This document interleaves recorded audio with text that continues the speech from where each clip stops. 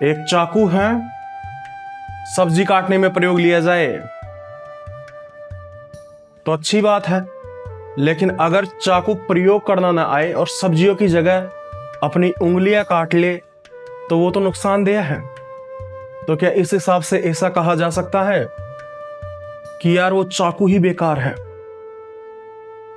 मतलब दुनिया के सभी चाकू बेकार होते हैं, उनमें धार होती है और कटने का रिस्क होता है, लेकिन हकीकत हमारा कॉमन सेंस अच्छी तरह जानता है कि कमी चाकू में नहीं है, कमी उस चाकू का उपयोग करने वाले व्यक्ति में है।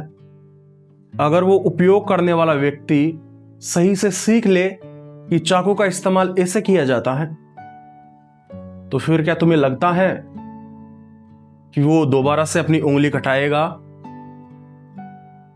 तो ठीक वैसे ही जब भी ज्ञान की बात होती है तो ज्ञान एक हथियार है, लेकिन ये हथियार आपका बनेगा या आपके खिलाफ चलकर आपको ही खत्म कर देगा, ये आप पे निर्भर करता है।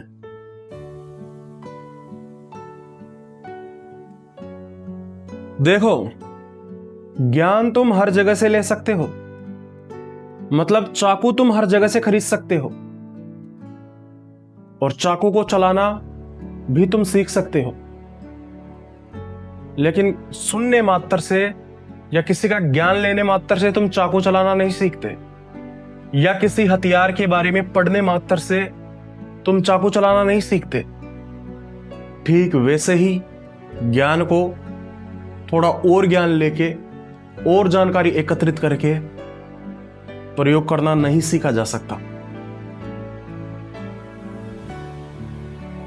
ज्ञान असल में एक तरह से नक्शा है, हकीकत तो उसका प्रयोग है, और अगर नक्शे का प्रयोग करना ही नहीं आता तो नक्शे के होने का कोई मतलब भी नहीं है। सोचो, कोई व्यक्ति है जो अकेला जंगल में भटक जाता है, लेकिन उसे अचानक से याद आता है कि अरे यार, मेरे पास तो नक्शा है। वो नक्शा निकालता है और देखता है, लेकिन उसे नक्शा देखना ही नहीं आता, वो दिशा ही निर्धारित नहीं कर पा रहा। या आज के जमाने में कहीं तो वो गूगल मैप देख रहा है, लेकिन वो नहीं जानता कि उत्तर दिशा गूगल मैप कैसे दर्शाता है। तो सीधी सी बात है, वो अभी जंगल में था और अब वो और ज्यादा जंगल में चला जाएगा। किस्मत ठीक रही और अगर वो जानवर से बच गया तो वो जंगल के पार भी निकल जाएगा, और फिर किस्मत खराब रही तो क्या पता उसके बाद में एक और जंगल हो, या क्या पता उसके बाद में समुद्र हो, नदी हो, या कुछ ऐसा हो, वीराना हो जो जंगल से भी खतरनाक हो। तो यहां पे नक्शे ने कोई फायदा नहीं किया, बल्कि नक्शे ने वापस लौटने के लिए मना भी कर दिया और हमें और ज्यादा मुसीबत में धकेल दिया, जो हमारी जान के लिए भारी पड़ेगी। तो ठीक वैसे ही तुम आचार्य प्रशांत से सुनते हो। सबसे पहली बात तो यह है कि जब भी मैं आचार्य प्रशांत शब्द का प्रयोग करूं या संदीप माहेश्वरी या किसी भी शब्द का प्रयोग करूं, तो इसे किसी व्यक्तिगत रूप में मत लेना।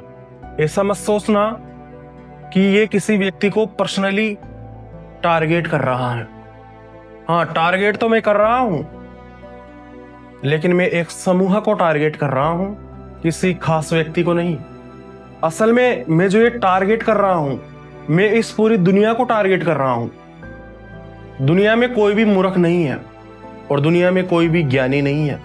मतलब दुनिया में कोई भी पूरी तरह मूर्ख नहीं है, किसी न किसी चीज की तो नॉलेज उसे है ही, और दुनिया में पूरी तरह ज्ञानी भी कोई नहीं है।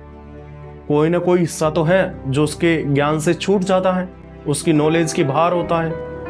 लाल चंद रो रहा है, खून के आंसू क्यों?